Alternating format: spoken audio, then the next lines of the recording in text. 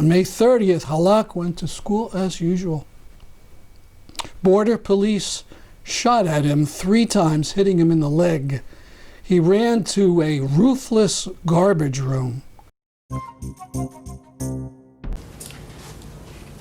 Here also we have a reimagining of the anti-fascist flags. So in the top right you have the flags from the early 30s, which were both red. And the first example I could find of a black flag included is from December 1987 to show the influence of anarchism in the anti-fascist movement.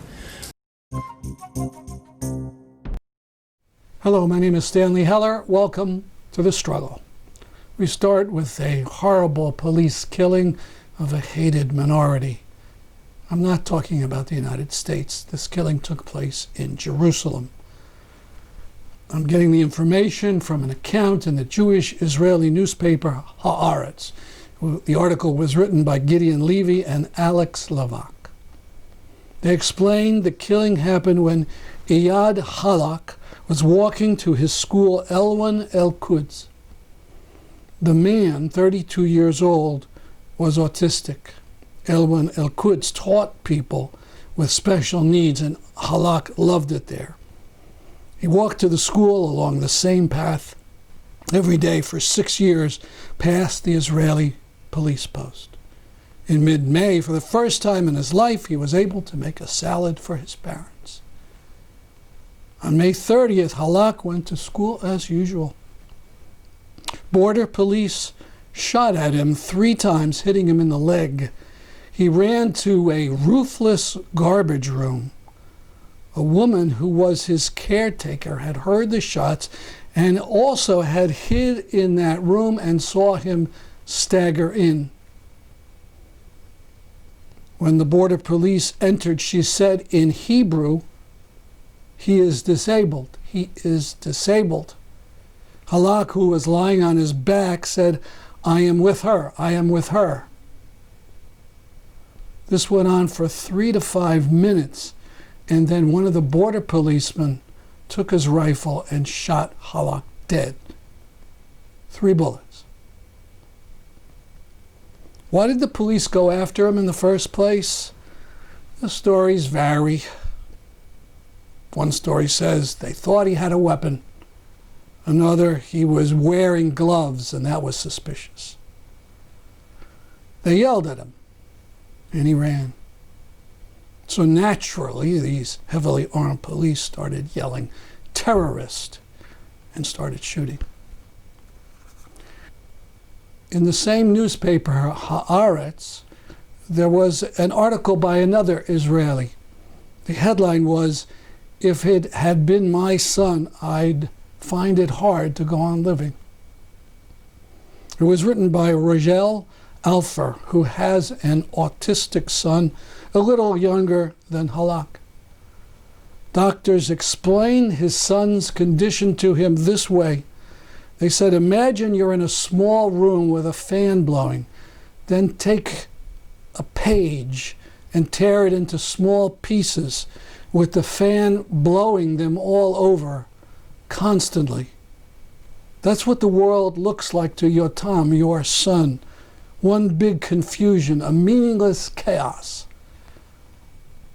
She told me Yotam was a hero for opening his eyes every morning and contending with such existential confusion. The killing of Iyad Halak was not a tragedy. It was murder. Yet no border policeman has been arrested for the crime. This is normal in Israel, and you and I pay for it as our politicians feather the nest of the Israeli government. Black lives matter. Palestinian lives matter.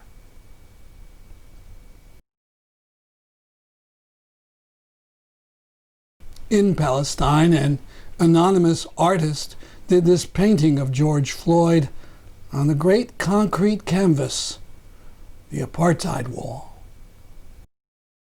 And in Idlib, Syria, in the piece of the Northwest not occupied by Assad, an artist did this drawing. Now, from a rally TSVN covered in Hartford on May 29th, the fine remarks of Representative Robyn Porter of New Haven accompany pictures of signs held up by people in the crowd. I'm afraid every time my son or my daughter tells me that they're going out, which is something they should be able to do without me worrying about. And every day it gets harder and harder because I have to let them go. But I want to tell them, stay home, stay safe.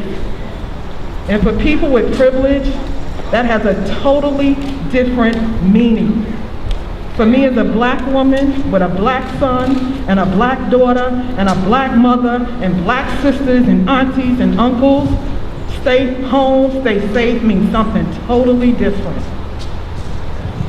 And we talk about liberty and justice for all. I haven't seen it in the 53 years I've been on this earth. And every single day it seems to get worse. Just when you think you can't take no more. Just when you think the wound may heal, the scab gets pulled off. And there's a bleeding that never stops. And it's not just a physical bleeding. It's not just the physical loss of blood and the physical loss of life. It is what we feel deep down in our spirit and in our souls. And I ask myself every single day, what is it that black people have done that we deserve to be treated the way we are treated? And that we can stand and watch and then be told what we're seeing is not what we're seeing. George Floyd was murdered. And the officer was arrested and charged today with third-degree manslaughter. George Floyd was murdered. First-degree murder. Now for some propaganda. That's not my word, it's the word of the Washington Post. They used it inside their video that accompanied an article by George Will. First, the propaganda of the White House video.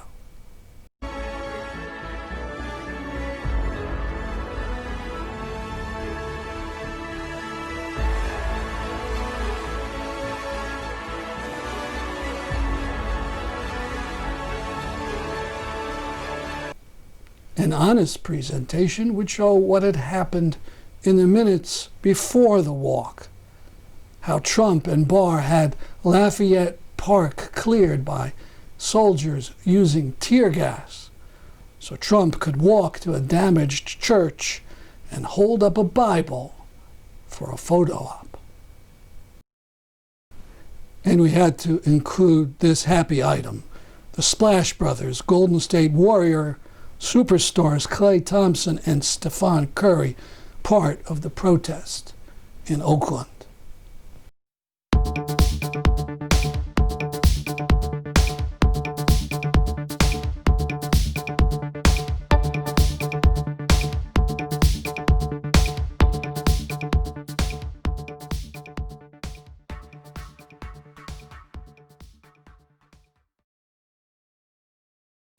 Are the waters being tested for military control of the United States? That's one way to read the unnecessary actions of the president in sending, as he says, thousands and thousands of heavily armed soldiers, military personnel, and law enforcement officers into Washington, D.C. Essentially, the city is under military control of the president, and he threatens to do that all across the U.S. When masses of people are in the streets, politicians always like to hide their own incompetence or malice behind charges that some group is behind the protests. That the people themselves, of course, are too dumb to go out in the streets on their own. During the days of the civil rights movement, the charge was leveled that it was all a communist plot, even that Dr. Martin Luther King was a communist. One charge Trump made in his June 1st Rose Garden speech is that professional anarchists and a group he called Antifa are causing the riots. There certainly are anarchists. They are radicals deeply suspicious of state power, whether in the hands of communists or capitalists. About 100 years ago, some of them were into bomb throwing, but that was like 1920. Antifa is something else. Antifa means anti-fascist. It's not a single group, as far as I can tell, but a strategy advanced by people who think you have to oppose fascists aggressively. The first use of the term Antifa may be in this seal that was sold by the Jewish Poale Zion group in 1934 in British Palestine. Recently, people have made these memes about U.S. troops invading France in 1944 as being the original anti-fascists against Hitler. I don't think many people have a problem with those who defend themselves from being killed by Nazis and fascists. More controversial is the Antifa tactic of trying to deny a platform to people like fascist-minded Milo Yiannopoulos. Generally, Antifa actions take place against fascists, not police. You do remember Charlottesville in 2017, when fascists killed Heather Heyer and injured over 19 people. Harvard professor and activist Cornel West says if it wasn't for Antifa, he and other fellow preachers would have been physically beaten. But Trump makes Antifa out to be the demon behind the protests and calls Antifa terrorists. Now that's no joke. Because of something that was put into the National Defense Authorization Act during the Obama years. Because of it, the government can put a suspected terrorist in prison indefinitely, beyond the reach of the court, no need for a trial. And this can be done to an American who has never even left American soil. In a moment, we'll have part of a talk about Antifa given by an expert in the field, Mark Bray. Just before that, I want to talk about a man evidently being persecuted. He's one of the white boogeyman of Trump's imagination. NBC TV talked about it. Nathan Carraway was video recorded at what NBC calls a raucous demonstration in Columbus, Ohio. Columbus police circulated a video of him entitled "Columbus Antifa Paying People to Do Tasks in Riots." Trump retweeted it with the message, "Anarchists, we are watching you." And it was watched 12 million times by his followers. NBC News in Columbus, however, had the real story. Carraway was helping people set up barricades after he and others were being hit by some kind of wooden bullet by Columbus police. Earlier, he had given his last $60 to young people who said they were going to get water and things to help people keep clean and to deal with tear gas. Imagine, what a monster, this man.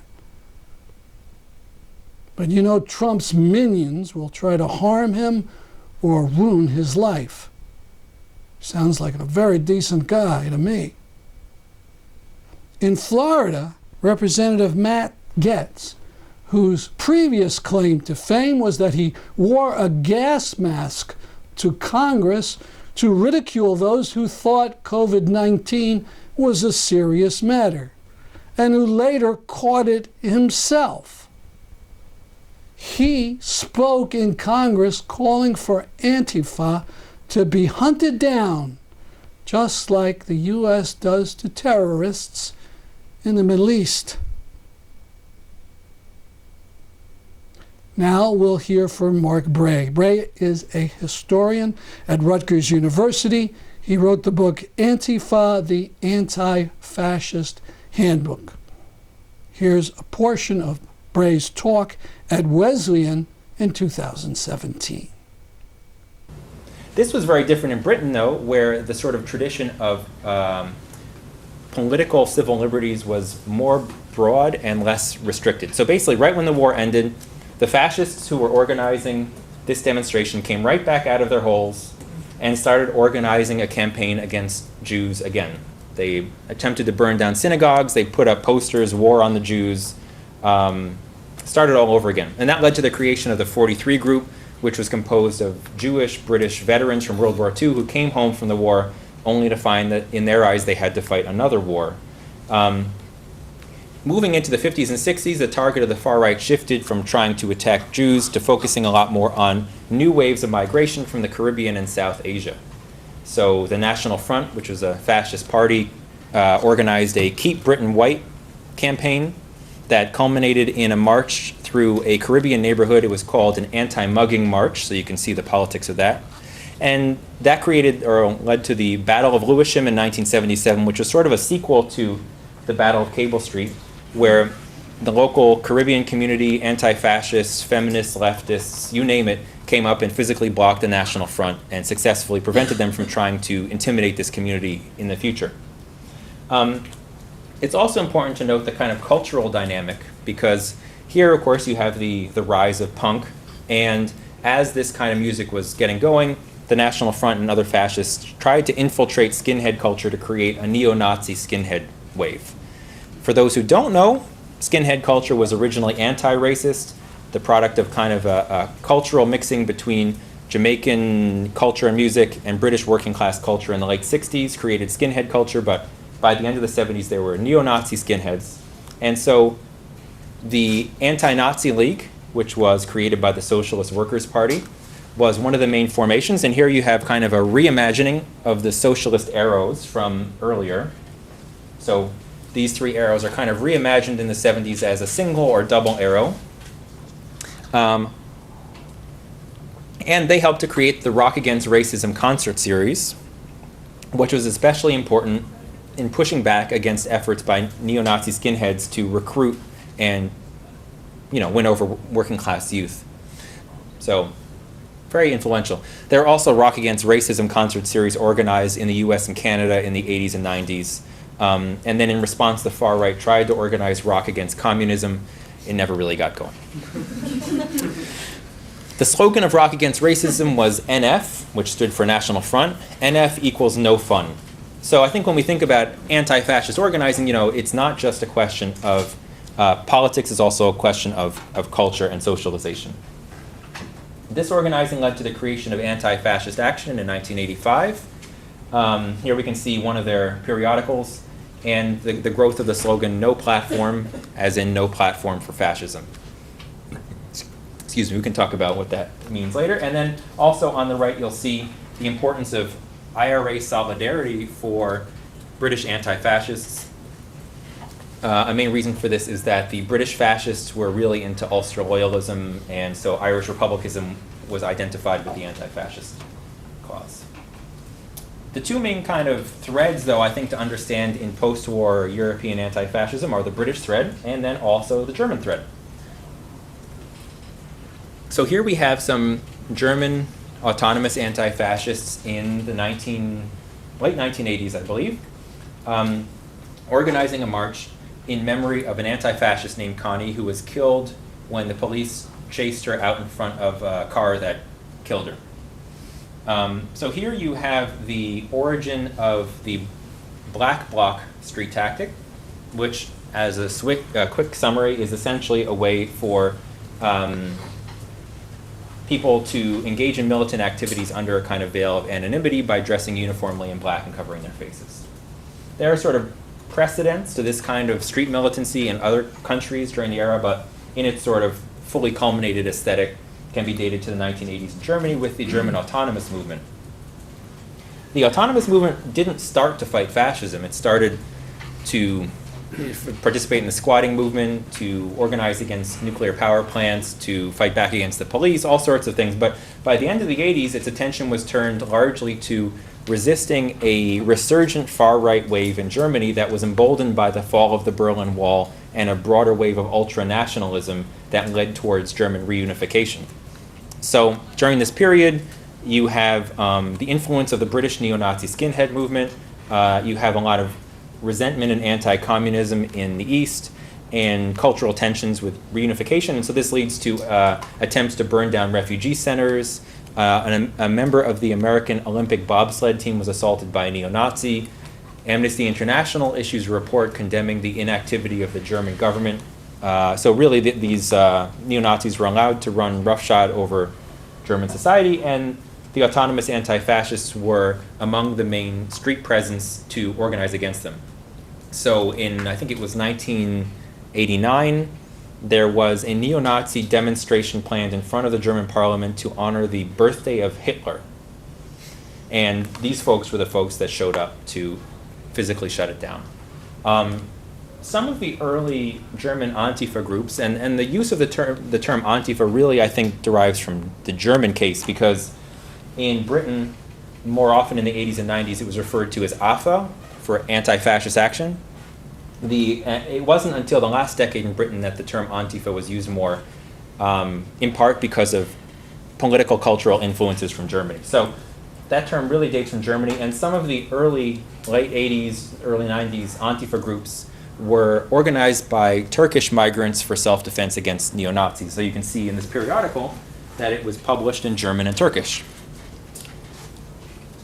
Here also we have a reimagining of the anti-fascist flags. So in the top right, you have the flags from the early 30s, which were both red. And the first example I could find of a black flag included is from December 1987, to show the influence of anarchism in the anti-fascist movement. Let's go over to North America for a minute. So once again, as I clarified in the outset, if we think of anti-fascism broadly, then the peoples of the Americas are no strangers to fighting back against white supremacy, and it's important to kind of provincialize this specific historical tradition within the larger legacy. We can think of anti-fascism in terms of Klan resistance, the Black Panthers organized against what they considered to be fascist pigs taking over their neighborhoods. So you can think of it broadly, but if we want to focus on the specific legacy of this militant anti-fascist tradition in North America, we can turn to anti-racist action, which was organized in the late 80s by anti-racist skinheads from Minneapolis who were trying to fight back against a white power incursion into their skinhead scene. By the mid-90s, it had hundreds of chapters, thousands of members across the US, Canada, and a little in Latin America. And they did a wide variety of activities. Here we have an image from their first newsletter back in, I imagine, probably 88 or so. And here you can sort of see how they laid out some kind of basic action-oriented tasks. By the 90s, however, their sort of points of unity broadened. They had 4 points of unity. We go where they go, which was essentially an argument for having an oppositional voice whenever the far right mobilizes. Non-sectarian protection of all anti-fascists. So once again, militant anti-fascism is about looking beyond political divides to work together. We don't turn to the police or the state or the courts to stop the far right. Then there was a little clause saying sometimes we go to court, but that's not the solution to the problem, et cetera, et cetera, et cetera. So, because sometimes there will be cases where they have to defend themselves. But anyway, it's a militant anti-fascist tradition. And the last one was defense of reproductive rights. So you can see that even in this case, anti-racist action had a broad understanding, and they organized against what they considered to be Christian fascists who targeted abortion clinics and reproductive rights and so forth. They also would sometimes go into schools to speak to young people, did popular education, and had a wide variety of activities, Palestine solidarity campaigns in some cases.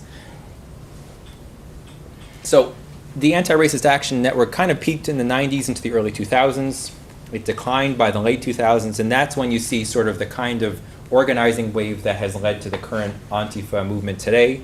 The oldest currently existing group is Rose City Antifa in Portland, Oregon, created in 2007. And there you see the start of the use of the Antifa label and aesthetics and symbols. So recently I was looking through all these old anti-racist action newspapers and newsletters from the 90s. What was conspicuously absent in just about all of them were these flags and these arrows. Nowhere to be found, right? So it's more of a recent European symbolism that has brought these things over the last decade. And that's also true to some extent in the British case, because in the 80s and 90s, the British image was the red triangle from the Holocaust, sort of reclaiming a socialist anti-fascism through that symbol. And these are more of German origin, though the arrows were used by European socialist parties. Anyway, I'm really into symbols. Discard that if you're not interested. I'm going to say a few more things, and then we'll open it up for conversation. So in understanding what anti-fascism is and means, I came upon a cheesy metaphor that, despite being cheesy, I think is useful. I think to some extent we can think of anti-fascism as an accordion that can be expanded or contracted depending on what note you're trying to play. What I mean by that is, when I try to explain what I mean by that, I think of a conversation I had with a Madrid anti-fascist named Daniel, and he explained that in his perspective, there are two faces of anti-fascism. And he said it's important that we never forget either face. The first face is that which tries to short-circuit the organizing of the far right, prevent them from holding demonstrations, from embedding themselves in communities, disseminating their message. The other face is that which tries to inoculate society against the messages of the far right, so that when there's an economic depression, people turn to their coworkers and neighbors rather than blaming immigrants. So that basically anti-fascism doesn't have to be a specialty activity, it's common sense. That's our program for today. Keep active, folks. Keep safe. I'm Stanley Heller for The Struggle.